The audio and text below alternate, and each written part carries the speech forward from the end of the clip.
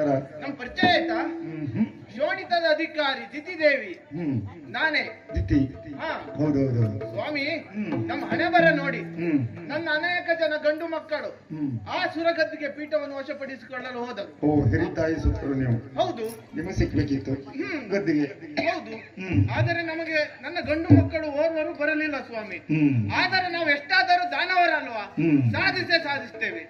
ನನ್ನ ಮಗಳಿದ್ದಾಳ ಮಾಲಿನಿ. ಮಗಳು ಮಾಲಿನಿಯಾ? ಹೌದು. ಇಟ್ಲ ತಿರುಗಿ. ಅವಳು ನಿಮ್ಮ ಮಗಳ? ನಿಮ್ಮ ಅಜ್ಜಿ ಅಂತ ಹಾಗಲ್ಲ ಸ್ವಾಮಿ, ಅವಳಿಗೆ ಉತ್ತಮವಾದ ಗುರುಮಠದಲ್ಲಿ ವಿದ್ಯಾಭ್ಯಾಸವನ್ನು ಕೊಡಿಸಿದ್ದೇನೆ. ಆದರೆ ನನ್ನ ಮಗಳು ಅರಮನೆಗೆ ಬಂದಾಗ ನಾನು ಒಂದು ಮಾತನ್ನು ತಿಳಿಸಿದ್ದೇನೆ. ಅದು ಯಾವ ರೀತಿ?